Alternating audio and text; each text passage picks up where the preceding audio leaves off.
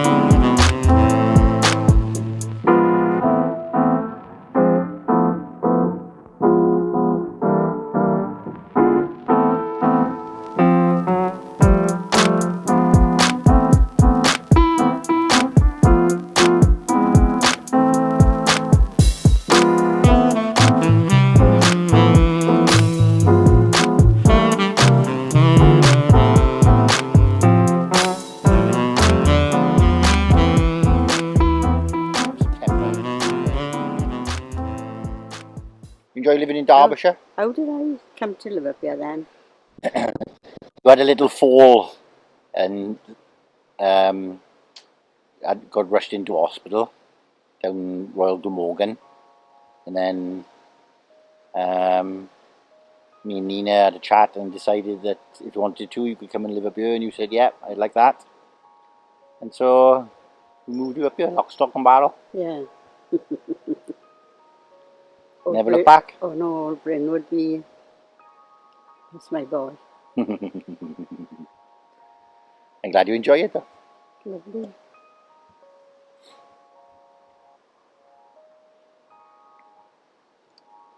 Means we can share times like this. Yeah. No. But look back on it, can you? Is it raining? Yeah. Is it raining because there's water on your eyes? It's a nice bit of kitchen roll you got there. All the expensive tissues we buy you with aloe vera to make it soft and kind to your skin. Yeah. And all you do is rip a bit of the kitchen towel. May as well get a newspaper. You could wipe your nose with that. Oh, my God. I used to use a newspaper, didn't you? Well, years ago, I mean, I can never, in our toilets that Nanny had, she bought toilet rolls. Yeah. But my granny, they cut it up, a newspaper, yeah. you know, and put it on like a bit of cord. And yeah. Like you'd have a square piece enough to wipe yourself in. Yeah. And last minute, and my uncle died.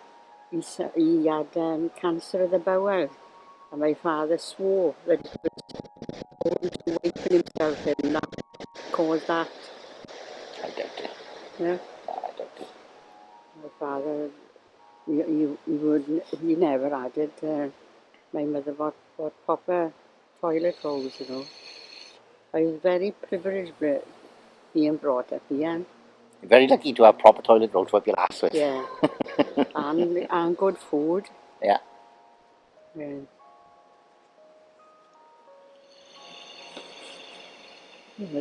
But my father worked hard. She used to say that. She said, I got to feed him up because she said because Uncle died when he left school, he went and worked with him and he had to finish. He said, I couldn't keep up with him, he said. With your father in the underground? Yeah. He was a hard worker? Yeah, he was too hard a worker. And I went out with a couple of the boys, you know, and they had worked with him. And they were saying how good, but they said, if you worked, you had the money with him. Yeah. But if it was lazy, no, he wasn't somebody like that. Yeah. You have to work for your money. He said, I've always worked for my money.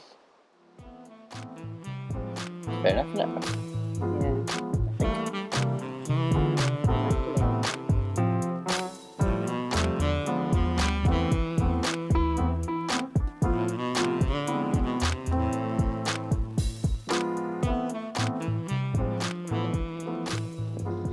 Uncle Evan, that was one of your father's brothers. Brothers, yeah, Uncle Evan. And where did he live?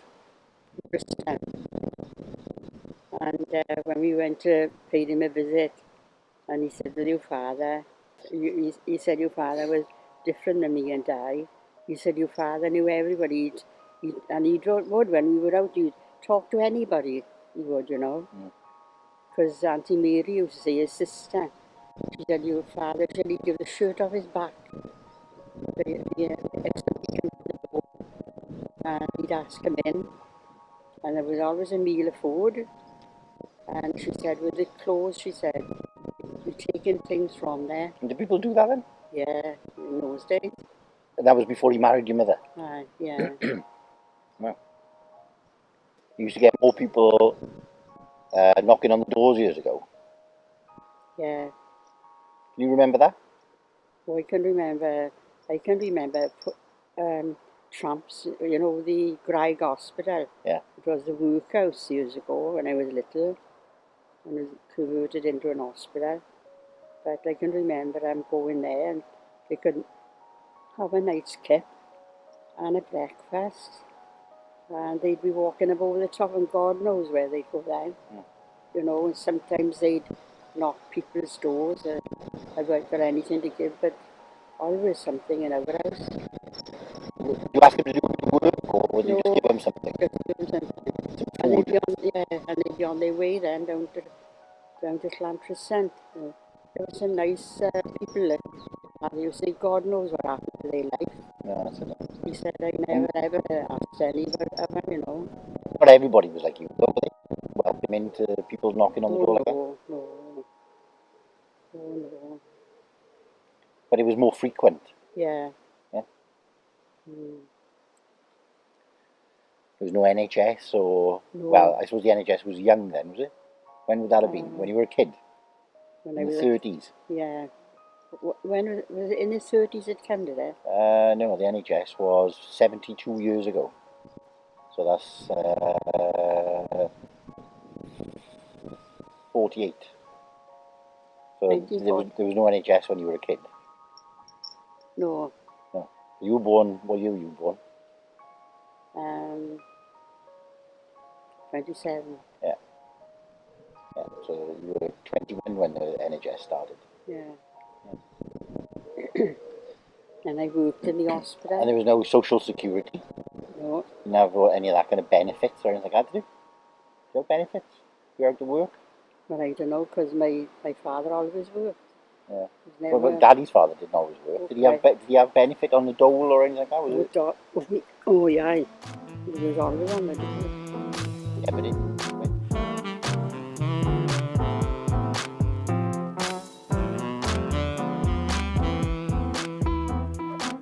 Now, he was always on the door, and old Mrs. Woods across the way, she had plenty to say for herself, and they had a little falling out. And she said to him, go to work, you lazy bugger. She said, we are keeping you. Oh dear. Oh, she would. She would tell you. Yeah.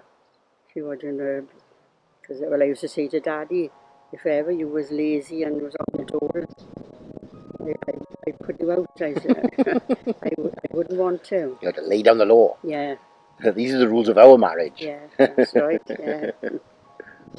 He got redundant in the train works, and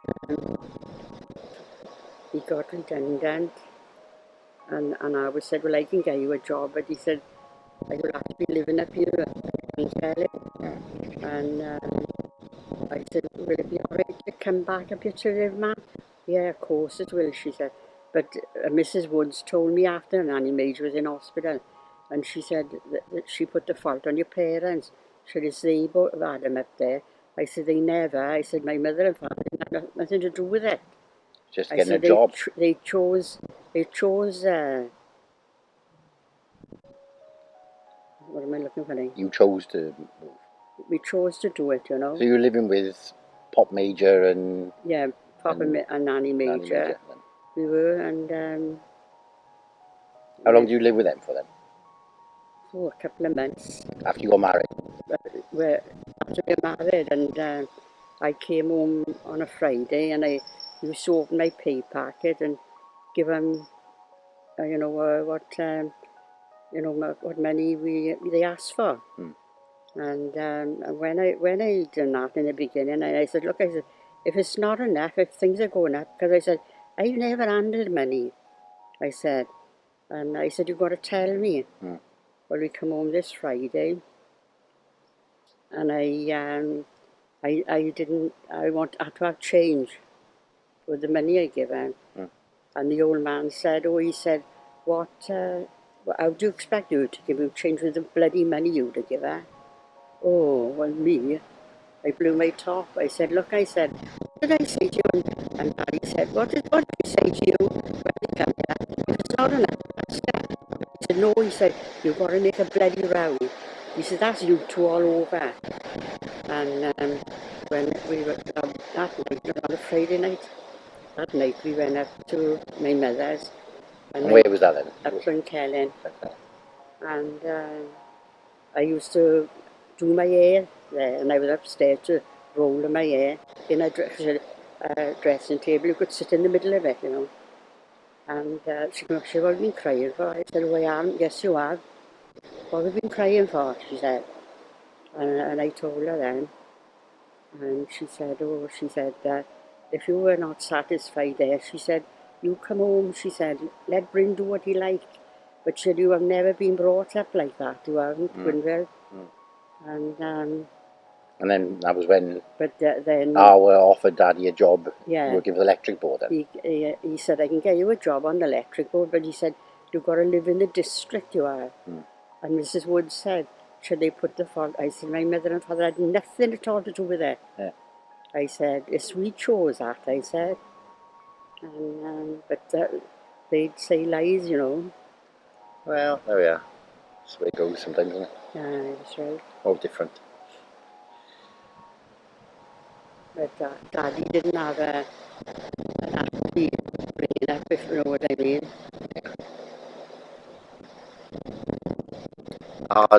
Hard childhood. Yeah.